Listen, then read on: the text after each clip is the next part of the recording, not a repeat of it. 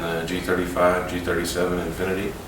The rear differential bushing is silicone impregnated. In other words, it's rubber, silicone filled, and after about 3 years of spirited driving, the rubber fails, the silicone leaks out, and you have a lot of differential movement. So your rear end hops around when you drive, so every time you accelerate or decelerate, you get noise and jerking in the back of the car.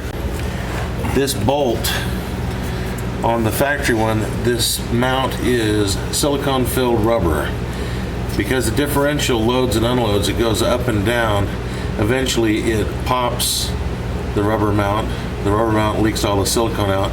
And then this stud, the factory one that's much smaller than this, basically moves up and down, and you get wheel hop because of that. So what happens is the differential loads and unloads, loads and unloads, loads and unloads. So this entire differential is bouncing up and down off of this bolt.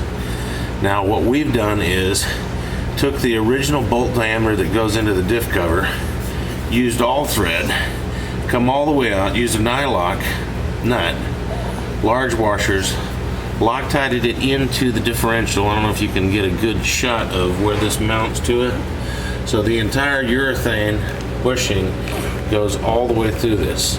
That entire urethane bushing now allows the differential to use this entire assembly as a load-bearing member rather than just a small portion of the silicone-filled rubber bushing from the factory. Now what we talked about was, you take it to Nissan, they don't sell this individually. It comes with the subframe. So you're taking the entire subframe. Control arms are bolted to it. Control arms here. This is part of this subframe. All the way across, all the way across, all the way across. This whole part is $800. The $800 is nothing. What's the expense is, you have to pay somebody to take your exhaust out, your sway bar out, your brake cables, your CV, your differential, your lower control arms, your upper control arms, your springs, all of these mounts. This subframe brace up here has to come out. So you're taking the muffler, the entire exhaust off.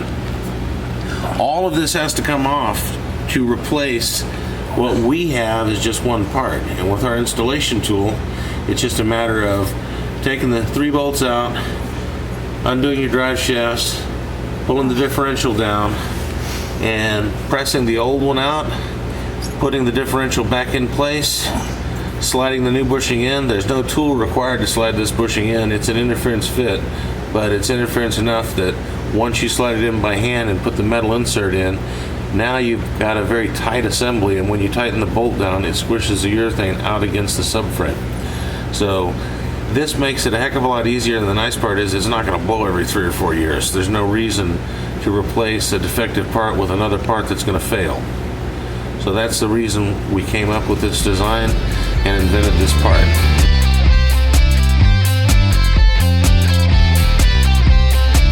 This is our patent pending installation tool, removal tool for the rear differential bushing. This is your receiver.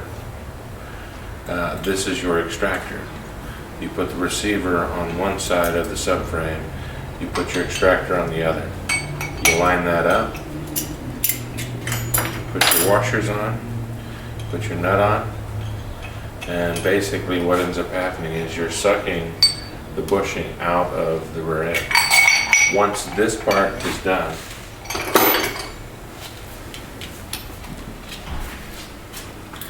this is your bushing. The nice part about this bushing, slides right into the rear differential assembly, the subframe. You put your differential in, you take your collared bushing, you slide your collared bushing in, you have your bolt, you put Loctite glue on the threads, you slide this in, you thread it into the rear end housing.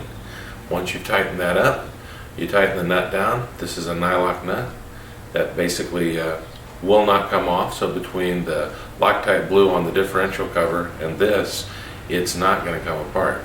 And the other part of that is it's never going to break, and since it's urethane, it does not transmit noise.